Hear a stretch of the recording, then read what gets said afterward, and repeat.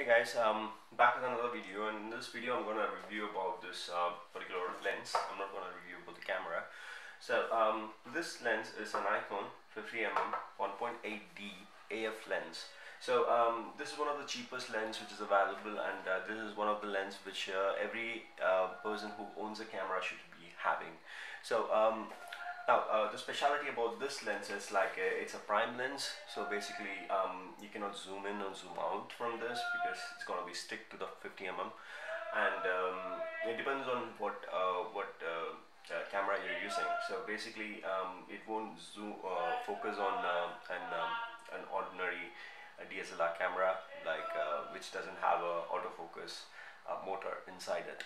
So it will only focus on cameras like FX cameras where and motor is there for focusing, because this lens doesn't come with a motor of focusing because it's a very cheap lens actually. So as I said it is around 5,500 when I brought it. So I brought it on a discount. So if you want to know more about this discount or not, you can just comment it out. I brought it from Amazon. The package was not perfect, but yeah, it was good. From other people, other online service providers. So here the specialty about this particular lens, which the box which came in, this is the box which it came in, and the thing about this is like it has a 2 years warranty, as you can see over here, and it was wrapped up with pretty nice papers and stuff, plastic air containers, so from damage and all. So you have the warranty card inside, and the Nikon bill is also inside here, and this is what came in. So this is how it works.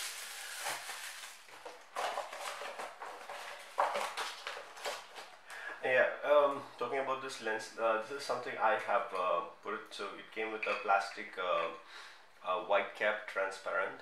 So it didn't come with anything hi-fi, but the first thing I did was like I put this UV filter. You can see it over here. It's a Hoya UV filter. So just I've just put this for just a reason. The only reason is being like I should not touch that lens, in a part of the lens. So that's why I put it. So this is the back side of the lens, and I checked this product once I get it. It was pretty nice actually. The zoom sorry, the focus was pretty nice, and also you can also customize your aperture. If you have a camera which doesn't really do this, you can customize it. You have from 1.8 to 22 aperture ring here, so you can adjust it. If you're using a autofocus camera which has an inbuilt motor, you just have to lock it.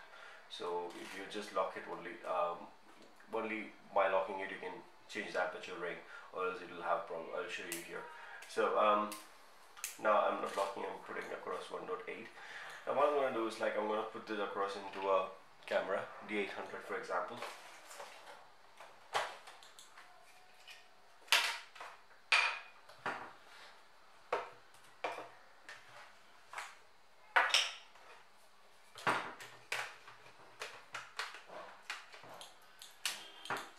It's a little hard in the beginning, but you get used to it. So I have put it here. So what I'm going to do is like I'm going to show you what kind of a noise it's going to make while it's focusing on a specific target. So you can actually listen to it. Yes, it's not perfect.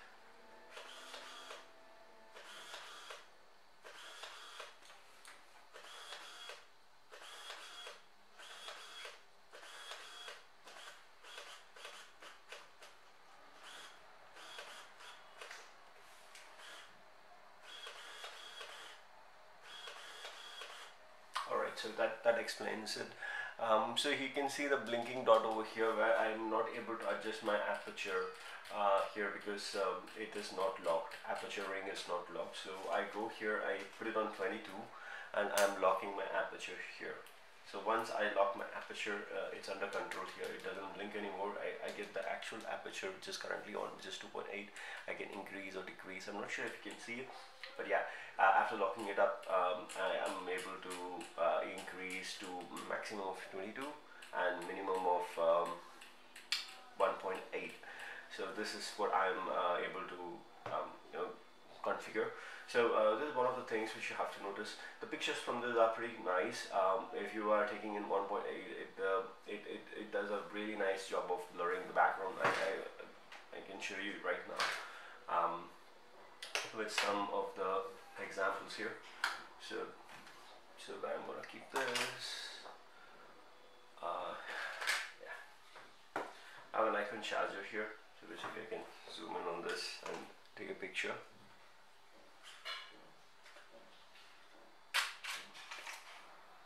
So it's a little dark. I'll increase the ISO here, and I'm going to decrease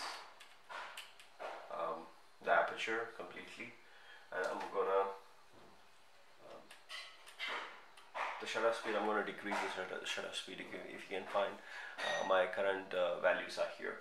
It's a 40 aperture, 1.8. and the ISO settings are 1000, so this should create a very brighter image. So you can see that the brighter image is over here. So you can find out this part is only highlighted. I'm sorry, I was getting somewhere else. Okay, I can see that this part is highlighted, and rest of the things, even a little bit away, also is kind of blurred away. And so you can see that the background is completely blurred. I couldn't see a thing on the background. So if you're using it on a public place, it will be very, very useful. But I like to remind yourself that you can blur away your subject also with 1.8. So make sure your subject is not moving, or your subject is not pretty huge, so that it gets blurred away a little part of it. So think about that. You can use it for a portrait lens, like if you're focusing on a particular phase or something like that. So you can really blur the entire background behind the face. So in those cases, this will be useful. You can also adjust it to a 5 or to 8 or to 11 or even to a 22 in case if you have a huge amount of light around you. So now I'm going to take it with a 5 and see how it works. Yeah, 5 gives you basically a darker image. So I'm just increasing the aperture, the ISO settings, because the shutter speed is the minimum. So this is okay. So still not fine. I'm increasing again to 4000 to 3200. Let's see. Yeah, this looks good. Now from the previous image to this image, you can find some difference. Alright, so basically you can find it out. Like the Nikon lens, I can see somewhat clear right now, which was not clear previously. And also you can see some of the details here.